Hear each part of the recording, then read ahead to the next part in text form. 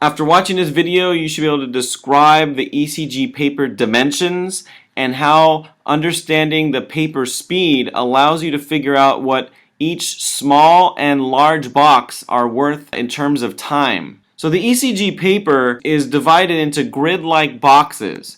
And you can see that there's small boxes and there's large boxes. The large box is separated by the dark pink line here. And the small boxes, the dimensions are 1 millimeter squared. 1 millimeter horizontally and 1 millimeter vertically.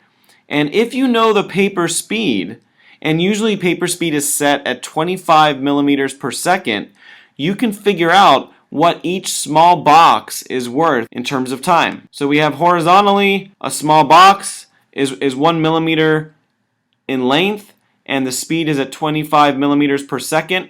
1 millimeter divided by 25 millimeters per second is 0.04 seconds.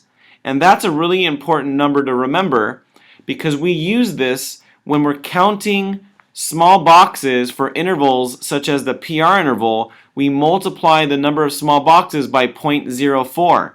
So this is where the 0.04 comes from. Now, what about the big box? Well, the big box is, as you can see, divided by these darker lines, darker grid lines, and they're made up of 5 small boxes.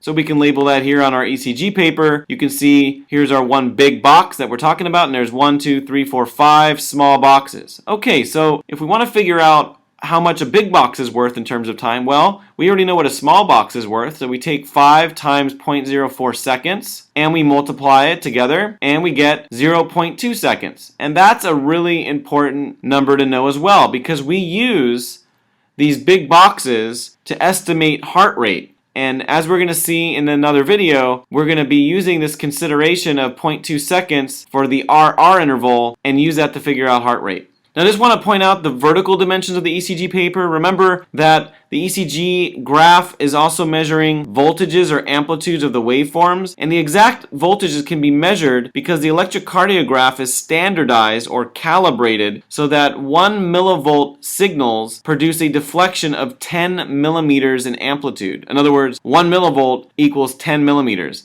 And in most electrocardiographs, the standardizations can be set at different sensitivities depending on the sizes of the complexes that you're seeing. For example, if you see very large QRS complexes, like you might see in ventricular hypertrophy, the standardization might need to be set at half standard so you can see the whole complex on the ECG paper. And that concludes this video on ECG paper.